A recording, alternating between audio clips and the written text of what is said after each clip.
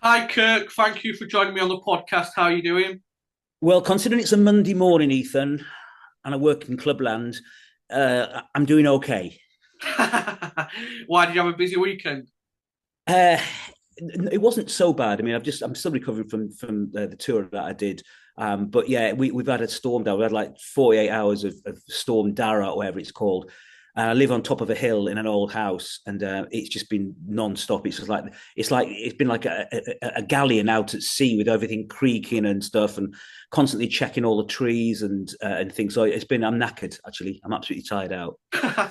Well, you mentioned the tour there. You've just finished a UK tour based around your book, which we can see there, and I've got here.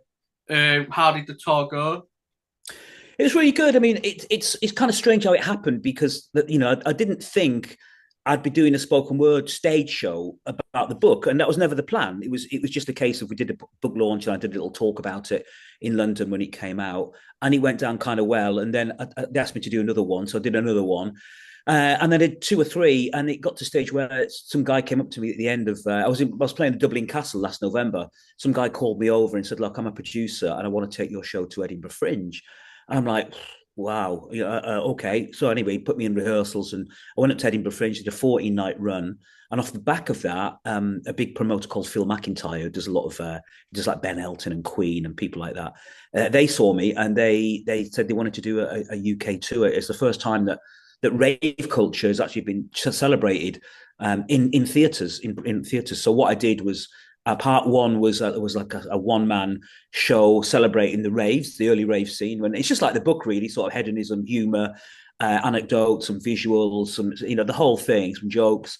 Some social commentary, and then in part two, it was called Acid House Chat Show, and I had a series of guests who I talked to, just sit down like like a chat show, like the Graham Norton show, except we talk about their love of dancing music and how rave culture affected them. So we had Norman Cook did Brighton, Danny Rampling did Norwich, um, who else? Sister Bliss did London, Rob Tissera did Leeds. Brandon Block did Exeter, Eats Everything, Bristol. So, it was really good. Whoever I asked, all these top DJs, they all really wanted to do it because I think the time's right to look back. And I think that's maybe one of the reasons why the book has resonated with so many people because it looks back to a completely different era that's really, really so far away from where we are now. Back then there was no mobile phones, no Wi-Fi, no internet, no self-surveillance. Everyone was just in the moment. I know it's all the cliches that you see on the memes and on all the rave forums, but it's true. I mean, we thought we were being really naughty in the 90s, but when we look back on it, it was a really innocent time. It was before 9/11 and before internet porn and terrorism and pandemics and all of those kind of things. And it's almost like a golden era. It's almost like the age of innocence. So I think that's what a lot of people like reading the book for. Yeah, well, it's a brilliant book. I'm halfway through it and I've enjoyed it. But did you think it was good? It's been a successful book as well. It's won awards. Did you think it was gonna still resonate with people after all the years? No, I didn't. I didn't write it to be published. I wrote it for my sons. So I wanted to tell them about my recreational drug use. Like a generation of us went out and we took a new mood modifier, and we turned our back on alcohol in the late 80s and early 90s. And it's difficult. I'm a father now, so how do we as parents talk to our children about drug use? Because we've been recreational drug users, and for many people who take recreational drugs, it doesn't turn into addiction. It doesn't. And I think my book is a refreshing sort of change on that, because everybody else that kind of writes books about the descent into drugs, it always ends up as addiction. And I didn't. I was lucky not to. A lot of us were unscathed, apart from a bit of tinnitus. So that the book reflects that. So I wanted to reflect that for my kids. So I wrote it in lockdown, and I sent it to a few people, a few DJs from '89, and some promoters, and they said, "Oh, this is great. You've really you've got to really get this published and stuff." And so I didn't know where to start, and I sent it off to one agent who really liked it, and he sent it off to some publishers, and he ended up getting a publishing deal. And even then, I just thought the only people that are going to really like this book are the people that were there in 1989 in those big raves. In actual fact, that's just a small amount of people that buy it and like it.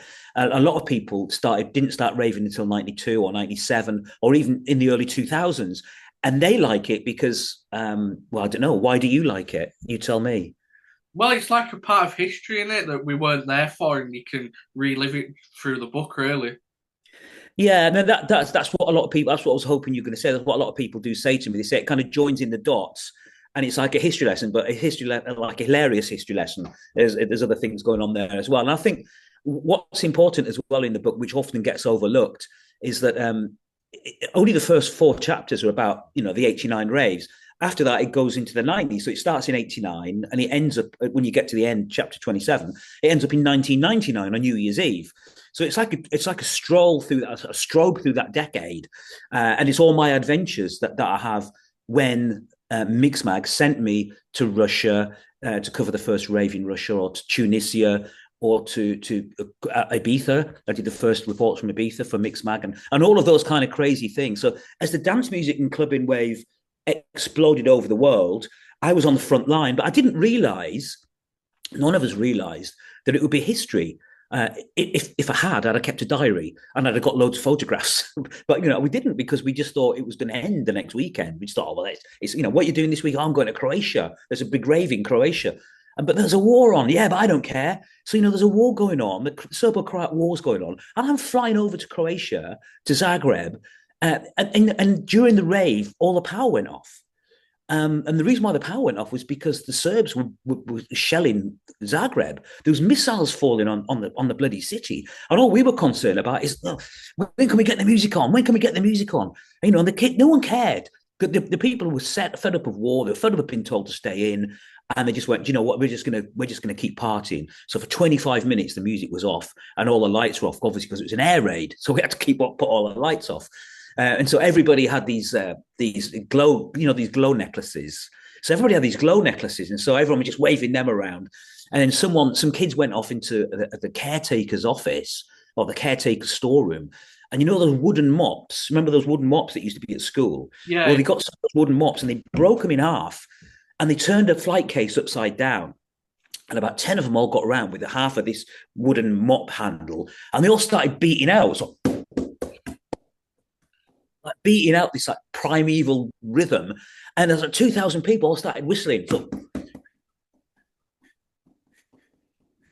like this. Everyone was there. Then people started cheering, and so I was upstairs with Westbam, a German DJ, and we're just watching. We're just looking over the crowd at this site, this going on, this like acoustic rave, and like shivers were going up my spine. It was just like an unplugged rave. It was just incredible. So even air raids couldn't stop, the party. And so all these mad adventures are mentioned in the book. And so it's been described, I guess, as Bill Bryson with bass bins. It's a travelogue basically. It's and what I like about Ethan is that I get this. Usually, what happens is it's a good book for holidays. People can dip in and out of it. So you usually get an old raver contacting me going, look, I'm on holiday. I haven't stopped you. I haven't put your book down for the last 3 days. It's like I burst out laughing around the pool. Everyone's looking at me like I'm an idiot. And then I thought, oh, that's right. That's really nice that they reach out and they tell me that. And then a week later, he contacts me again. This quite often happens. He goes, right, you'll never guess what's happened. Because I was laughing so much at your book, my wife, who hates rave music, has never been to a club in her life, she's reading it and she's loving it.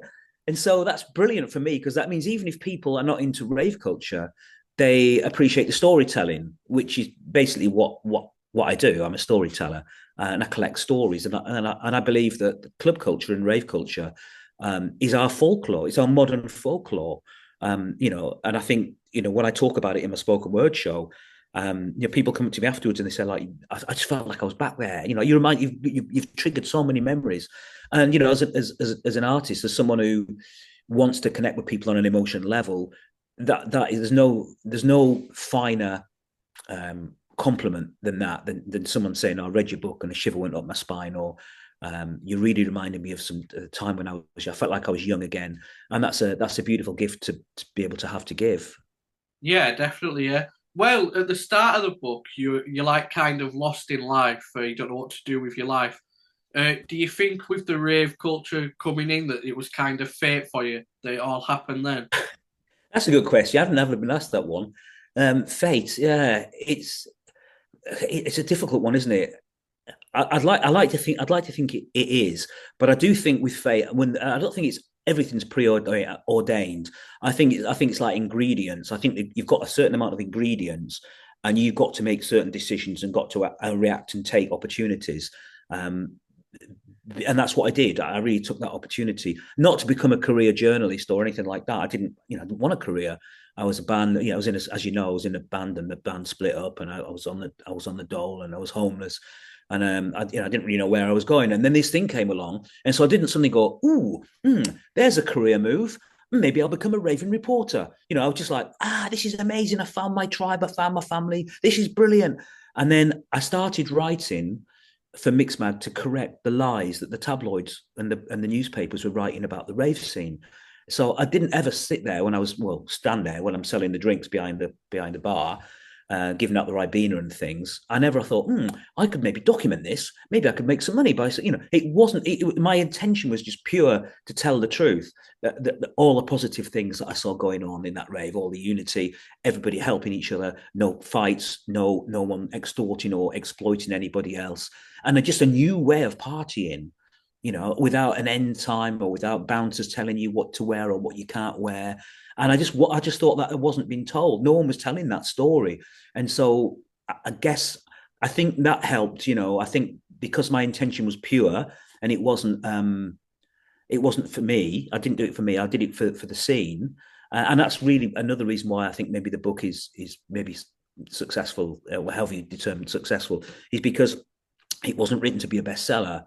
It was written from the heart, and it was very authentic. And in fact, if I'd known how many people were going to read it, maybe I wouldn't have put some of those things in there that I did. Well, you mentioned. Oh, sorry. What were you saying? Sorry. No. Do you know what I mean by that? Some of the things Yeah, in yeah, there. yeah. I'm not the alpha male, am I? You know, I mess up. But people say to me, they say, and because I always say to them, it's important to get that back when they say, "I really enjoy your book." I say, why do you enjoy it? And I'm not fishing for compliments. I'm really interested as to what aspect of it they enjoyed. And quite often they say that I like the way you mess up. I like the way you keep on getting yourself into loads of states and things, because we can identify with that. And before the book came out, the night before it came out, I had a crisis of faith. I worried. I didn't sleep. I was thinking, oh God, this is good, because I wanted my book out.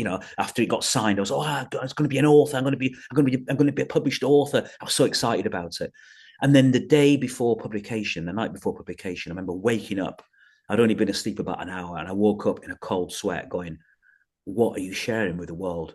You're really sharing a lot of stuff that a lot of people you never told hardly anyone, and suddenly thousands of people could possibly read this now. Or what if they think I'm a knobhead? What if they think I'm bell end? And I just laid there going, what? It's too late to stop it now. It's too late. All the orders on Amazon are all going out tomorrow morning at 6 o'clock. I can't stop this thing now." And I was so nervous for a few days. And then after about a week, people started getting in touch with me, telling me they'd read the book. And they really liked the fact that I keep on messing up and getting myself into all these misadventures and escapades. And so that was a relief more than anything else. And I guess that's the overriding thing. People say, "Oh, you must be really happy about the book." I'm like, well, I'm more relieved than anything else. I'm more relieved that people, I can identify with me rather than think I'm a pillock. Well, you mentioned when you first started, you worked on like a mobile bar when you first started going to the raves. What was your first like impressions of raves, like that first time? Just completely alienated. I mean, I was just like, the scale of it. It's like a spaceship landed in the middle of the countryside. It was just nothing like that had been seen before. You go, it's all very, very secret, all very hush hush. What's all this going on? I wasn't into dance music culture. I was a singer in a rock band. So I wasn't. It's not like I was well versed with going out to clubs and things like that. So driving along in the convoy, there's all these cars behind us. None of them overtaking us. I'm like, where are we going? And suddenly you look up ahead, and you see these like blue laser fingers going across the sky on the horizon. I'm like, wow, that's where it is. It was like something out of Close Encounters, as you approach the rave. And so you get in, and then I couldn't believe it's the first time I partied with people of color. First time I partied with black guys and Asian people. Never partied with them before. Rocky's quite white. Not that I've ever been racist. I mean, I was a member of Rock Against Racism when I was a punk I like reggae as well. So there's no sort of racist overtones there. Just that socially, I'd never mixed with black people because they didn't come to rock clubs. And it was amazing. My eyes were wide open. Everyone was just together. There was no judgment. It didn't really matter about the color of your skin or your gender or your sexuality. As long as you shared your water, and didn't talk over French kiss when she's going up the hill on the bicycle. Then everyone was accepted, and it just blew my mind, like it blew a generation's minds. Yeah, definitely. Yeah. Well, you mentioned you started reporting on the raves after you were seeing lies in the tabloids. What were some of the lies you were seeing? They said that the biggest one was they said that the children. I mean, they kept on saying children as young as 14, and then children as young as 12, and children as long as 11. As the year went on, the supposed age of the people that were at these raves, the kids at the raves, got less and less and less, to shock people and to really wake people up to calling for a new law change. And we worked out that in May it was children as young as 15, and then by October it was children as young as 11. And we worked out at that rate that by Christmas that year there'd be like toddlers going along to the raves. you know. So that was really bad, because what that is, that presses a button. As a parent, you don't want your children corrupted. The loss of youth, the loss of innocence is a big theme. You've got in the history, you've got the Pied Piper of Hamelin, taking the children away from the village. That's quite a well known mechanic. You've got the child catcher in Chitty Chitty Bang Bang, and of course today we've got the fear of paedophiles, who prey on children and take children away. So that drives really deep. So that is why they kept on punching that bruise. They kept on saying, because initially they said, the party people are keeping rich villagers awake from their £1 million mansions, and no one give a damn. No one give a damn about that. But when they start saying there's children as young as 11 there taking drugs, that presses a button. And so that lie was bad. And also the thing that drove me to do it was to start writing was the time that they said that the mind-bending drug ecstasy has been given away with bottles of water.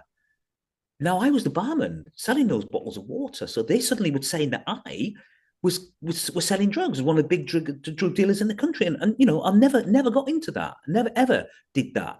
And so that was really serious. And I thought, I've got to address this now. I'm not being called a drug pusher to children of the age of 11 in the national press. And so I started writing about the positive aspects of the rave scene, which no one else was doing that summer. The Face weren't interested. The style magazines weren't interested. The newspapers weren't interested. The radio and TV were on the side of the police. There's only my voice initially that was writing, defending the raves. Now it's a fashionable thing to do. Quite a lot of people have written books about it that weren't there. I was there every weekend because I had to be, because I was behind the bar. Well, we've that with the tabloids pushing that there was young children there. Did you see the older generation hating the scene then? Would you see that? They do what they're told, don't they? The public. And so, if the Sun are saying that children at the age of 11 are biting the heads off pigeons at these mind-bending acid house parties, which is what they said, then people are going to believe that, and they're going to call for something to be done about it. And that was what it was all about, because they needed the public on their side, because they needed to change the law. And that law, because they couldn't stop it. The police came back to. I went to the National Archives when I was researching the book, and I did a lot of research on it, and I read those papers, some of which I got freed for the first time. I had to make a freedom of information request to look at all this stuff. You plow through it all. There's all these police reports and stuff, and the police reported back to the committee that was set up by Margaret Thatcher to look into the raves, and they came back and said, effectively, they said, we can't do anything about this. We can't stop these raves going on. They're really ahead of the game in terms of the way that they use telephones, logistics, moving people around. We cannot, no matter how much we try, we cannot stop these raves. So what we need to do is disincentivize them from putting them on. And they said, well, how do we do that? And they said, well, at the moment, they're laughing at us. The rave promoters have said, we'll gladly pay the fines. So, for example, how it used to work is if you did a licensed event or an unlicensed event and you got, and someone, and you left some litter there, you'd get charged £2,000. If someone complained about noise, you'd get another £2,000 for noise complaint. Somebody blocked a farmer's gate, that would be obstructing a public highway. That'd be another £2,000 fine. So typically, the promoters originally would get like £8,000 or £10,000 worth of fines. But that was fine because they were making 150,000 quid a night. So that they didn't mind about that. That's all part of they used to put it into their budgets. So what the Graham Bright bill did, the increased penalties bill in 1990 in March, which effectively snuffed out the rave scene, the orbital rave scene, the pay parties, was to increase those fines from £2,000 to 20,000 quid. So instead of getting £8,000 of fines, you got 80,000 quid worth of fines. And so it wasn't worth putting the parties on. And so that was a really effective deterrent to do it. So yeah, they really mistrusted it because no one was the older generation thought they were evil dens of iniquity with probably with black people preying on their white children. That was effectively the undercurrent of what they were hinting at. Disgusting because there was never any trouble there. I never saw a fight at any of those raves. The security never used to walk around the raves on the inside because they were patrolling the perimeter to stop the police from getting in. And so we had to police the raves ourselves. And by that I mean, everyone behaved. Everyone behaved, but no one let the side down. No one mugged anybody. No one attacked anybody. There was no sexual assaults that I'm aware of, and I knew pretty much everything that went on. We all knew about what went on because we talked to the security and the promoters, and there was no. It was utopian for a few months. It was like a utopian society, and everyone that's experienced it has never forgotten it. Well, when it did start becoming more popular and there was more money being pumped into it, you did see some like the dark side of things at that point, though, didn't you? Yeah, that's right. That was there was a pincer movement to stop the rave. So initially, it was just the police trying to stop them. But when it soon came out as to how much money was being made and it was cash, then that attracted criminal gangs, and there was instances of criminal gangs coming in, taking over the door at raves, or even kidnapping promoters and getting them to open their safes and tell them where the money was. And so that was and I guess that is inevitable whenever you have a scene with lots of cash, that's no paper trails, and you can really get rich quick. You're always going to attract that kind of people. So yeah, that was an element that helped end those raves was criminal involvement. Well, you talk about ecstasy in the book, like you don't. What's the word? You don't push it, but you educate people on it. What about the deaths around ecstasy at the time? Well, there wasn't any deaths ecstasy in 1989 that I'm aware of. I think they came in the early 90s. I think the Leah Betts one was very on. I mean, this is difficult because any death is you've got to be serious, especially as a parent. You don't make light of it. But what you can do, you can put it into perspective. So you can say, right, so when people for example, Leah, there's some mistruths around that tragic death. I mean, Leah Betts died because she was given too much water, not because of the toxicity of the MDMA that she took. It still doesn't make it all right, but that's an education thing. That's a drug education thing. And I partner a charity called We Are the Loop, and the Loop champion drug testing. They test drugs at festivals and in clubs and things like that. And they've got an app, and part of the profits of the book are donated to to the Loop, who are a harm reduction charity, because I think that decades and decades of telling people not to do something, it doesn't work. If you say to people, don't take drugs, just say no, it doesn't work, because young people are always going to push the parameters. They're always going to experiment. They're always going to try things. They're always going to see how far they can go. It's all part of growing up, whether we like it or not. And I don't, because I've got an 18-year-old and a 22-year-old, and I worry as well. So I don't think I'm not qualified to talk about this. But you've got to accept the way that human nature is and the way that society is, telling people to live their best life.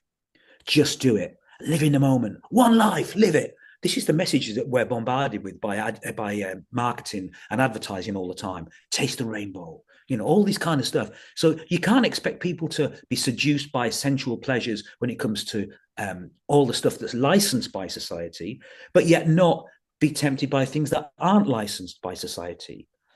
So you find you can go and taste lots of different cocktails, lots of different alcohol, all those kind of things, but you can't experiment with something that's potentially more beneficial to mankind than alcohol is. MDMA, psilocybin, even LSD have been experimented with at the moment and been researched for their beneficial properties to help with PTSD and with couple therapy and traumas and things like that. And these have been researched internationally, and so there's potential there to do that. So let's not turn our back on things like that. But in terms of the death, when there's no education and when things aren't licensed, so you don't know how strong they're going to be, there's more risk of people dying and being harmed than if things were licensed and controlled. Well, you mentioned the Leah Betts death. That was all linked with the Essex Boys. Would you see gangs like that you'd never seen before coming in and trying to profit on the money then? And profit No, on the money? I was I know it happened, so I'm not saying it didn't, but I personally didn't. And what I've decided to do in the book was write about the things that I experienced and that I witnessed. So I only wrote about the raves that I was at. It would have been very tempting to write about the time that KLF threw all the money off the top of the lighting tower, but I wasn't there that night. I was down in Reigate working at another rave called Fantasy that night, so I couldn't write about that. So similarly, I never, cross my heart, hope to die, I never saw any instances of any gangsters coming into the raves I worked at and taking over or anything like that. But I heard about them in retrospect. I heard about other raves that happened to, and I was caught up in the Essex Boys thing because that was 97, moving to 97 now. I think it was 97, wasn't it? The Rettendon murders. I think it was. Around, yeah, mid-90s, wasn't it? I think, yeah. Yeah, but yeah, I think it was 96 or 97 because by then I was you'll come to the stage in the book. You haven't got there yet, but I was fronting some pop things like there's a band called Hypergogo, and they had a track called High. We're going to take you high. We're going to touch the sky. So my job was as a rapper to engage the crowd. So you had a girl singing, and I was, because I knew how to use a microphone through the past, I had good mic technique. I knew how to deal with the crowd. So I was booked when we turned up at these provincial nightclubs, just to welcome the crowd, introduce Kate, who was singing it, get the crowd going, put their hands in the air like they just don't care, etc. And then we'd go to the next rave. So I was fronting these so-called PAs. And one night we had one in Canvey Island, and we got to the club, and they were saying, "Oh, we don't know if we can open tonight. There's police tape around it and all that kind of stuff." And forensics were walking around, and it was 3 days, I think, after the Essex Boys murders, and it was touch and go. We didn't know if they're going to let the club open because there's someone connected with the club who they thought may have been involved. It turned out not to be involved. But the police were arresting everybody there, anybody involved or anybody that knew anybody. They were arresting just to make it look good, I guess, for the media. But it was a bit of a tense time, that situation. We couldn't get paid that night because the police had emptied the safe. They'd taken all the money out from the club, and my agent had to get the money from the club. It wasn't a problem. The people running the club were cool. But they just said, look, we can't give you any money. The police have taken it all. The police were doing like forensic tests on the money. So that was my connection to the Essex Boys murders. Can you remember the moment you could tell that the scene was taking off? There was not a moment, but I do remember when Adam, who's in the book as the barman, the guy I've talked about, you've read about Adam. I remember we'd look over the crowd from the 12-ton truck. We'd be looking out. We were higher than everybody, so we could see right over the crowd. And we'd look over these thousands and thousands of people, and it got more and more every week. So you'd have like 5,000, and next week would be 10,000, and then it'd be 15,000. And then by September, the 25,000, and every week it's just growing exponentially because people are just witnessing this thing and telling their friends about it. And so then they bring another 4 friends next week, and it just keep on going up like that. Well, I remember Adam looking over, just going, they'll never stop this. They'll never stop this. The people are having too much fun. They'll never stop this. And I remember him saying that. I can't remember exactly when it was, but it was sometime in that summer. And he was right. And I think the reason why it exploded was because people like to be together, and all the time we're kept apart. We live in a very divisive society, polarized. Society is polarized like never before, and social media helps them in that case. Well, the raves representing people coming together, and people like being together. People like being unified. That's what we are. We're social creatures. We're like bees and ants. We're supposed to live together and exist together. And the powers that be, I think it might be in their interest that we don't get that too close to each other, and that we're fighting amongst ourselves. And I think they really didn't like that about the rave scene and about the club scene, because when you're on that dance floor, you're not thinking. You're not thinking. It's just instinctual. It's your body that's moving to the thing. And that's great. Rather than being cerebral and thinking about things, you're feeling things, and that's a great state to be in. Yeah, definitely. Like you said, the police were trying to stop the rave. So when you'd go to a rave, you wouldn't be 100% if it was on or not. Did that add to the buzz and stuff? And Yeah, well, it did, but not for us, because we were working. We had if the rave was busted, it was a pain in the ass, because it meant we had to take the truck back to the off license in West London and unload all of the stuff that we'd spent an hour loading in. All the crates and pallets of Bribena and Lucasade and water. And he was really cool, that guy. He's an Asian off license guy, and I think I mentioned in the book, they if they really wanted to stop the raves. They could have just put the mockos on him, because he was the only, as far as I know, he was the only off license in London who would offer that amount of drinks on sale or return. And that's really important, because he was aware what we were doing, where we were going and things. And he was great. If we got rid of it, was a win-win for him, because if we turn up, we'd sell everything. It was like, great, well done, lads. We'd pay him cash. If we didn't, we'd take everything back there. It was unused. It was not like it'd been in a warehouse growing dusty or going flat. We'd take it back within 24 hours. And so we didn't want the raves to get busted. So we, as much as though, yes, it was exciting for the ravers and things, it's a little bit too much, like, for us, because if a rave was busted, if it didn't happen, we had a lot of work to do, and we take all our stock back. But it was generally, looking back on it, it was a lot more fun than probably it was at the time. Is there a favourite rave or night that stands out to you? Yeah, Energy, Midsummer Night's Dream, in I think it's July. I think it was June the 26th, something like that.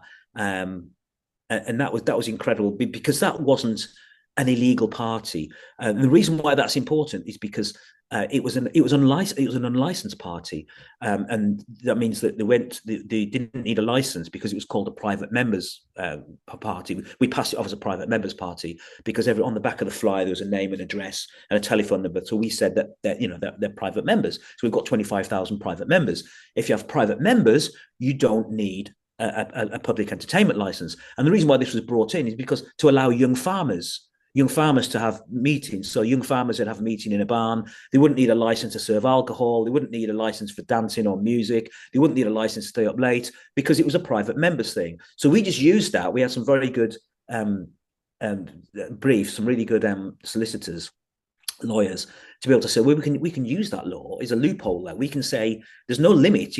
I think they brought in a limit whereby you could have a private members club that can't be more than 120 or 80 people or something. Whereas we had 25,000 members. Oh, that's what we said. And so that night, the reason why I tell you all that is because that means we could prepare. That means that the promoters of Sunrise could build lighting towers, could take a fun fair in there. It wasn't a case of hit and run, like pop-up party, like just driving out. We did in Raydon in Essex, well, in the airfield, where literally just drove in, dropped the tarps, and then got the sound system going. there was time to plan, 2 days to plan it, to build it, put the dodgems in there, put the lighting tower in there, build scaffolding, build a stage, the whole thing. And so the production on that sunrise party was just amazing. And that was the beautiful party. Not a cloud in the sky, like we had great weather that summer. That's often overlooked. Actually, the weather really helped. I think it only rained at one of those raves all the way through May, June, July, August, September, October. But that was really the highlight for me. It was just incredible. Of course, it made the front page of the Sun and all the papers. But that was really, I think, the best. And I think a lot of people that were there that summer will kind of hold that one up as the best one. Yeah. So Sunrise, Midsummer Night's Dream. Was 89, 90, would you say that was the best time of your life? Yeah, definitely. Yeah, it was very special. And I know it must be really tiresome for anyone that didn't experience it, but it really, there's a meme, isn't there, that goes, "Oh, if you're an old school raver, you're probably still banging on about it today." Well, yes, we are. Yes, we are. It was that good. Sorry. So later on, you would organise like packages for clubbers to go around the world and experience clubbing. How did that come about?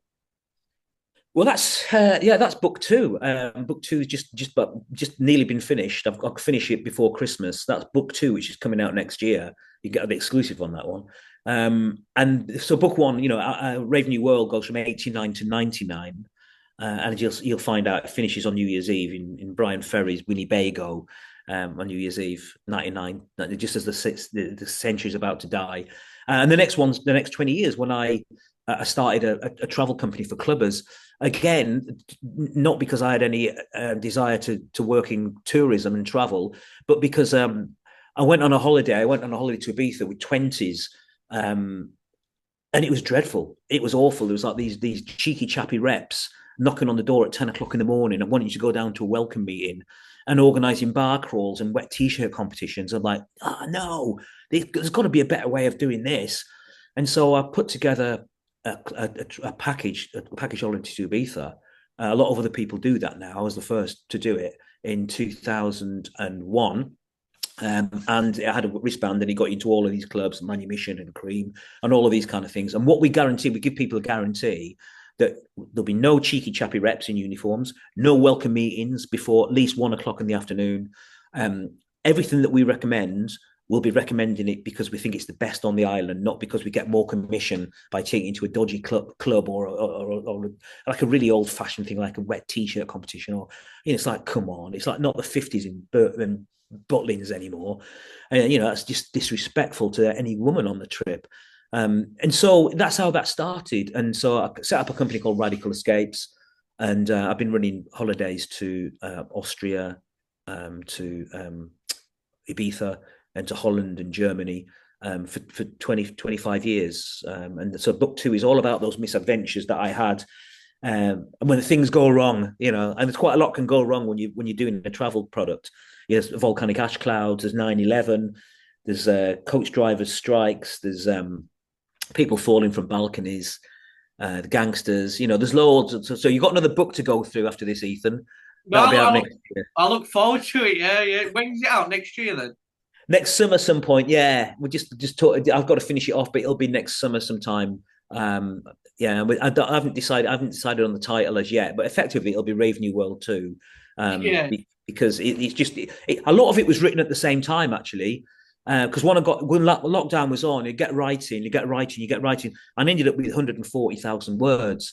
And the publisher said, "Oh, we don't need anything like that for this first book. We only need 80,000 words." And I managed to get it up to 85 or 90, but there's still like 50,000 words there that I wrote for book one, which I'll use for book two.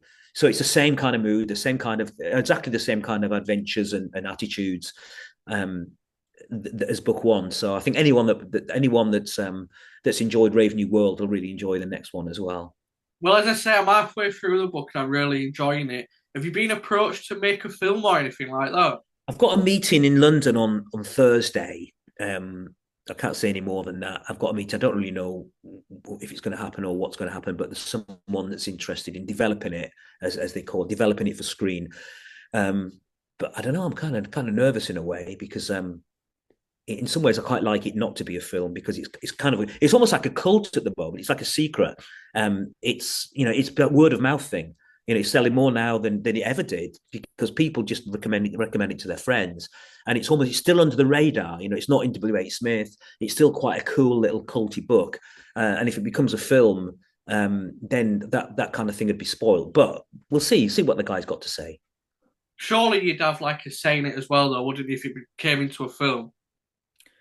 Well, you don't because they buy the film rights. They buy the film rights and say, all right, we've got 18 months or 2 years to develop it into a film. And at my stage, I wouldn't get what's called script approval. J.K. Rowling gets script approval, so they send her the script of the Harry Potter film, and she says, no, he would never say that, or no, that character would not act like that. And she's got what's called script approval, whereas a little guy like me wouldn't have script approval. And so, that's how things can get run away with. And before you know it, I'm the alpha male getting the girls, shooting people up and all that kind of stuff. And I'm like, no, that's not me. That's not the. And so, that I'm a little bit nervous about it if it is developed. A lot of people say to me, it'll make a great film or a Netflix series because of all the different things that happen to me. But it's not my area, And I know from life that if ever I go chasing something, it never happens. It's only when I do my own thing and do it purely and do it the best of my ability and do it with passion and honesty, the things happen. So I'm deliberately not chasing the film thing. Well, that's how journalism came about for you. What advice would you give to somebody that wants to get into music journalism today? Journalism is difficult today because there's so many writers. Everybody thinks that they're a writer, and obviously there's the decline of print, and so it's going to be harder to get a break. Like in the past, you used to get a job at your local paper, then you go up from there, and you go up from there. And even sort of 15 years ago, you'd get you'd start writing reviews of bands and send them into NME, and then you'd get up from there. But what hasn't changed is the passion. You've got to write with passion, write about things that really move you. Like for example, if you if you go and see a band, write why they move you, how they move you. Don't try and copy other people. Try and be, always sort of follow your heart. And really, you've got to love writing. You've got to ask yourself why you're doing it. If you're doing it to become a famous journalist, then it's the wrong thing to do. If you're doing it to share your feeling, how a band made you feel, or how a moment made you feel, and you want to tell that story, then that's a pure way of doing it. And I think it's great. I think writing is. And this is one thing that I'd like to say to anyone sort of looking at this. I know that quite a few people out there are going, "Oh, everyone says I've got a book in me. I don't know whether I should write it or not." I say, "Yeah, do write it, but don't write it to be published. Right? Just write it to express. Write it to get it out there because your son might want to read it, or your grandson, or your friend, or whatever. That is the reason to write it.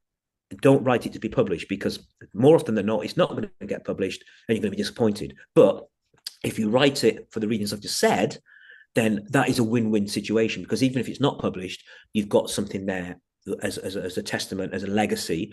And if it is picked up, then even better. Yeah, definitely. Well, like I said, I'm halfway through. I keep saying it, but I am enjoying the book. Where can people read it and get a hold of a copy? Well, they've got two options there. The Amazon, well, two options actually, three options. Either Amazon or if people want a signed, dedicated copy, I'm doing them. I've got one box just arrived, and what I do is on my website, which is kirkfield.net, or ravenewworld.co.uk. There's a page on there in the shop, and all they do is fill that form in, and I'll send them. I'll sign it and dedicate it to them, like to Jamie, from one old raver to another. Best wishes, Kirk Field. And then I send it off to them, and it's only $14.99. It's I want to make it really affordable, so they can get a signed copy from that. But the third thing is, Ethan, I haven't mentioned. I should have brought it in actually. But my audiobook, we worked really hard on the audiobook of Rave New World, and it won the award for the best audiobook in the country. It won the silver award at the Arias Award, which is like a Sony Music Award. And I beat Stephen Fry and Alan Partridge, which I couldn't believe. And it's great because it's the first book that I'm aware of that uses sound design. So we've scored some music for underneath the certain sections, and those sections when my mood is modified. You know what I mean by that?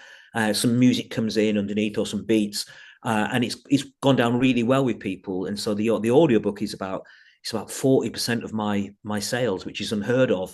So the audiobook is available on Spotify. If you're a premium member on Spotify, it's available free. You don't have to download it. Or for Audible, the Rave New World audiobook is just one credit, which I think works out at $7.99. So there's loads of different options you've got there, and it's a good book for Christmas. Yeah, definitely. Yeah, brilliant. Just to finish off, you mentioned you nearly finished the second book. You've got a meeting in London next week. What else have you got planned for the future? Well, the spoken word shows, the stage show is going to be developed. That's going to come back next year, I think. Again, I've got a meeting in London on Thursday about that, and so hopefully, I'll be coming to. I did 12 dates around the UK in October and November, so I'd like to do some more. I'd like to play some. I keep on getting people going, "Oh, you're not coming to Cambridge, or when are you coming to Liverpool?" And so I'll try and go to those things. It's quite a unique thing, and that'll be like that. It's just going to be called Rave New World, the stage show, or Rave New World Live, and that again will feature myself. And then in part two, there'll be some guests, the different guests, the DJs or promoters, and I think the time's right for spoken word. People like to listen to stories. It's the oldest medium in the world, Ethan. The reason why you're doing this, you're a storyteller. You want to, you collect. All we're doing is collecting stories. Right? I collect my stories and put them in a book. You're collecting other people's stories, which is just as valid.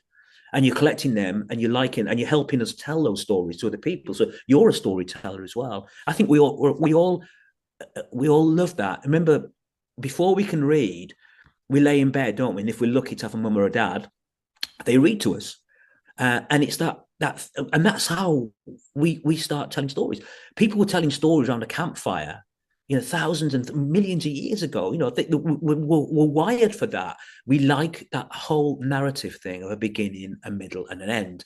And it's taken years for the penny to drop for me that that's what I'm best at.